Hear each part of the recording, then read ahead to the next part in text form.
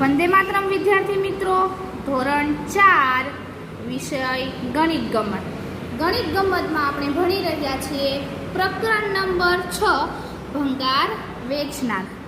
ભંગાર વેચનારમાં આજે આપણે ચાલો ગૃહ કાર્યનો અભ્યાસ કરીશું. હવે કીધું છે સૂચના મુજબ જુદી જુદી રીતે ₹1 બનાવો. હવે આપણે ₹1 બનાવવાનો છે, પણ સૂચના મુજબ કરવાનું છે. ક્રમ, ઉપયોગમાં લેવાના સિક્કા, સિક્કાની સંખ્યા,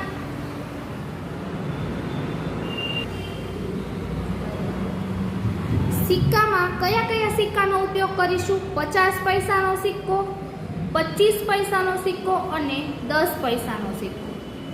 હવે આપણને કીધું છે માત્ર 25 પૈસા, તો આપણે 50 પૈસા કે 10 પૈસાનો ઉપયોગ નથી કરવાનો.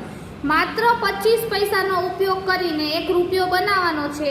તો 25 પૈસા પ્લસ 25 કરો એટલે 50 થાય. એવી રીતે 4 વાર 25 પૈસાનો ઉપયોગ કરશો એટલે 4 25 પૈસાના સિક્કાનો ઉપયોગ કરશો તો ₹1 થઈ જશે. હવે માત્ર 10 પૈસાનો ₹1 બરાબર 100 પૈસા. તો 100 પૈસા ક્યારે થશે? જ્યારે 10ના 10 સિક્કા લેશું. તો 10 પૈસાના 10 સિક્કા લો ત્યારે ₹1 થાય. 50 પૈસા અને 25 પૈસા બંને. હવે 100 પૈસા કરવા માટે 50 પૈસાનો 1 સિક્કો અને બીજા 25 પૈસાના 2 સિક્કા એટલે એ 50 પૈસા એટલે કે ₹1. માત્ર 50 પૈસા, માત્ર 50 પૈસાનો ઉપયોગ કરો તો 2 સિક્કા. 25 પૈસા અને 10 પૈસા બંને. હવે 25 પૈસાના 2 સિક્કા લ્યો તો 50 પૈસા થાય અને 10 પૈસાના 5 સિક્કા એટલે એ 50 પૈસા એટલે કેટલા થયા? 100 પૈસા એટલે ₹1. આગળ જુઓ તમને આપેલું છે કુલ રકમ ગણો. પેલું આપેલું છે ₹50ની 9 નોટ. હવે ₹50ની 9 નોટ હોય તો કેટલા થાય? 9 5 45 અને 0 એટલે ₹450. કેટલા રૂપિયા થાય? ₹450. ₹100ની 4 નોટ તો 100 ગુણ્યા 4 એટલે ₹400. કેટલા રૂપિયા થયા? ₹400. ત્યારબાદ ₹500ની 1 નોટ એટલે તો કેટલા રૂપિયા થઈ? ₹500. ₹20ની 3 નોટ તો 20 3 60. કેટલા રૂપિયા થાય? ₹60. ત્યારબાદ ₹200ની 2 નોટ, 200 ગુણ્યા 2 કરો તો ₹400. કેટલા રૂપિયા થયા? ₹400. હવે દરેકનો સરવાળો કરો. કુલ કીધું છે એટલા માટે તો 0 એમનું એમ. અહીં 5 0 0 6. 5 ને 6 કેટલા થાય?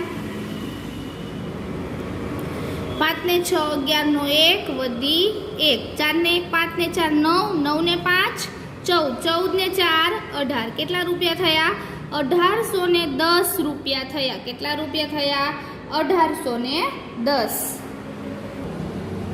હવે આગળ બીજું કીધું છે કુલ કેટલા પૈસા થાય એ આપણે ગણવાનું છે. તો ₹100ની 3 નોટ તો કેટલા? ₹300 પ્લસ ₹50ની 1 2 3 4 ને 5 નોટ તો 5 5 25, ₹250. પ્લસ ₹20ની કેટલી નોટ છે? 6 નોટ તો 20 6 120. પ્લસ ₹5ના 1 2 3 4 સિક્કા તો 4 5 20 એ. દરેકનો સરવાળો કરો. કેટલા થયા? 300 પ્લસ 250 એટલે 550. 550માં 120 ઉમેરો તો કેટલા થાય? 670. 670માં 20 ઉમેરો તો કેટલા થશે? 670માં 20 ઉમેરો તો ₹690. કેટલા? 690. અલગ રીતે ગણતરી કરીએ. 3 ને 2 5, 5 ને 1 6. 6 લખી દીધા. 5 ને 2 7 ને 2 9 અને આ છેલ્લો શૂન્ય દરેકમાં છે એમનો એટલે ₹690. હવે આગળ જો ફરીથી એવું ત્રીજો દાખલો આપેલો છે.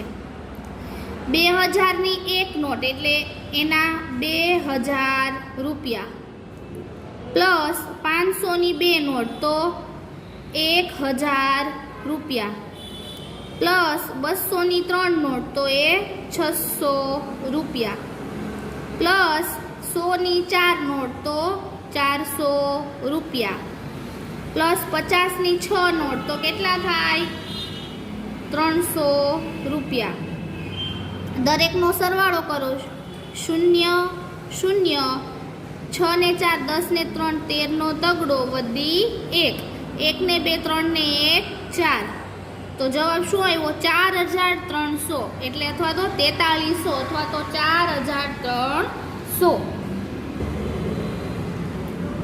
પ્રશ્ન 3 આપેલો છે દીપાલી ફળોની દુકાને ગઈ તેણે ફળોના ભાવની યાદી જોઈ જે નીચે મુજબ હતી તેના પરથી જવાબ લખો. હવે ફળોની યાદી જો કેળા પ્રતિ કિલો કેળા 1 કિલો લ્યો તો 90 રૂપિયા સફરજનના 80 કેરીના 70 રૂપિયા દ્રાક્ષના 100 રૂપિયા અને મોસંબીના 120 રૂપિયા. તો કીધું છે કયું ફળ સૌથી મોંઘું છે તો આપણે લખીએ મોસંબી. ત્યારબાદ બીજો પ્રશ્ન દીપાલીએ 2 કિગ્રા દ્રાક્ષ અને 3 કિગ્રા કેળા ખરીદ્યા તો તેણે કેટલા રૂપિયા ચૂકવ્યા હશે. પહેલા દ્રાક્ષના 1 કિગ્રાના કેટલા 100 રૂપિયા છે તો દ્રાક્ષ લખીએ 1 કિગ્રા બરાબર 100 રૂપિયા. કેટલા રૂપિયા થયા 100 રૂપિયા.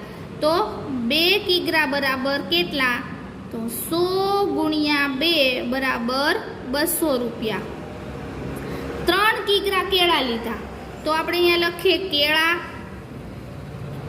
1 કિગ્રાના કેટલા રૂપિયા છે 90 રૂપિયા.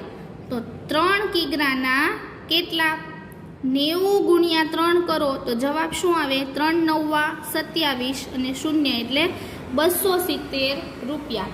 હવે કીધું કુલ કેટલા ચૂકવ્યા તો આપણે સરવાળો કરીએ 200 રૂપિયા દ્રાક્ષ પ્લસ 270 રૂપિયા કેળા. સરવાળો કરો 0 0 એમનેમ 0 પ્લસ 7 7 અને 2 ને 2 4 કેટલા રૂપિયા થયા કુલ 470 રૂપિયા. કેટલા રૂપિયા થયા 470 રૂપિયા. તો જવાબ લખીએ આપણે દીપાલીએ કુલ 470 રૂપિયા ચૂકવવા પડે. કેટલા રૂપિયા ચૂકવવા પડે 470 રૂપિયા ચૂકવવા પડે. બીજો દાખલો જો દીપાલીએ 4 કિગ્રા સફરજન અને 5 કિગ્રા કેરી ખરીદી હોય તો તેણે કેટલા રૂપિયા ચૂકવવા પડે. તો સૌથી પહેલા આપણે લખીએ સફરજન. હવે 1 કિગ્રાનો ભાવ શું આપ્યો છે આપણને 1 કિગ્રા બરાબર સફરજનના 80 રૂપિયા. તો 4 કિગ્રા બરાબર કેટલા થાય તો 80 ગુણ્યા 4 4 32 અને 0 320 રૂપિયા થયા. પ્લસ 5 કિગ્રા કેરી ખરીદી તો આપણે લખીએ કેરી 1 કિગ્રાનો ભાવ આપણને આપેલો છે 70 રૂપિયા. કેટલા રૂપિયા 70 રૂપિયા. તો 5 કિગ્રા બરોબર કેટલા તો 70 ગુણ્યા 5 બરાબર 7 5 35 અને 0 એમનું એમ 350 રૂપિયા. કુલ કેટલા ચૂકવવા પડે તો 220 રૂપિયા સફરજન પ્લસ 350 રૂપિયા કેરી. સરવાળો કરો 0 પ્લસ 0 0 2 પ્લસ 5 7 3 ને 3 6 કેટલા રૂપિયા થયા 670. તો જવાબ શું લખીએ કુલ 670 રૂપિયા ચૂકવવા પડે. બરોબર છે. આગળનો દાખલો જોઈએ. કોની કિંમત વધારે છે 2 કિગ્રા મોસંબી કે 3 કિગ્રા કેરી. તો પહેલા આપણે જોઈએ મોસંબીની કિંમત કેટલી છે. મોસંબી 1 કિગ્રા બરાબર 100 રૂપિયા, તો 2 કિગ્રા બરાબર કેટલા? તો 2 ગુણ્યા 100 બરાબર 200 રૂપિયા. હવે લખીએ કેરી. 1 કિગ્રા કેરીના કેટલા રૂપિયા છે? 70 રૂપિયા. તો 3 કિગ્રા કેરીના કેટલા? તો 3 ગુણ્યા 70 રૂપિયા બરોબર 7 તેરી 21 એટલે 210 રૂપિયા. તો કોની કિંમત વધારે થાય? 200 રૂપિયા વધારે કે 210? તો 210. તો 3 કિગ્રા કેરીની કિંમત વધારે થશે. કેટલી થશે વધારે? 210 રૂપિયા. કેટલા રૂપિયા? 210 રૂપિયા. આગળનો દાખલા નંબર 3 જુઓ. 5 નંબરનો દાખલો. દીપાલીએ 3 કિગ્રા સફરજન, 2 કિગ્રા દ્રાક્ષ અને દુકાનદારને 500ની નોટ આપી.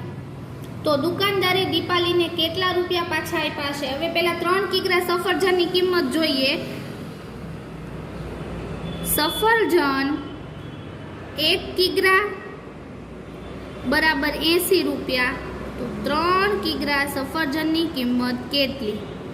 80 ગુણ્યા 3, 8 તેરી 24, 240 રૂપિયા થાય. 2 કિગ્રા દ્રાક્ષ. હવે 1 કિગ્રા દ્રાક્ષ બરાબર 100 રૂપિયા. કેટલા? 100.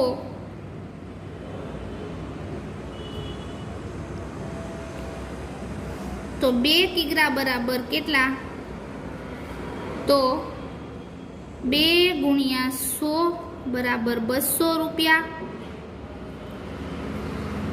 હવે 200 પ્લસ 240 રૂપિયા 0 4 4 કેટલા થયા?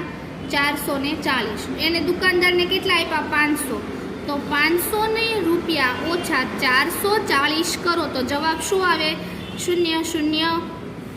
0 માંથી 4 બાદ ન થાય. અહીંયાથી 10 લ્યો, 10 માંથી 4 જાય 6, અહીંયા 4 થયા 0. કેટલા રૂપિયા પાછા આવે? 60 રૂપિયા. હવે દાખલા નંબર 4માં જુઓ. મોસંબીની કિંમત 120 રૂપિયા છે. તો 2 કિલાની કેટલી કિંમત થાય? 240 રૂપિયા. તો 240 અને 210માં કોણ વધારે છે? 240. તો આપણે જવાબમાં લખશું 2 કિગ્રા મોસંબીની કિંમત વધારે થશે. કેટલી? 240 રૂપિયા. બરોબર છે. અહીં આપણે ભૂલથી મોસંબીની કિંમત 100 રૂપિયા લીધેલી હતી, પણ ત્યાં 120 લેવાની છે. તો 120 ગુણ્યા 2 કર્યા ત્યારે જવાબ આવ્યો 240 રૂપિયા. તો 240 ને 210માં 240 વધારે છે, એટલા માટે 2 કિગ્રા મોસંબીની કિંમત વધારે થશે. આ જે મેં લાઈન છે એ તમારે લખવાનું નથી. બરોબર છે. આજે આપણે અહીં સુધી જ ભણીશું. આગળ નેક્સ્ટ લેક્ચરમાં મળીશું. ત્યાં સુધી વંદે માતરમ.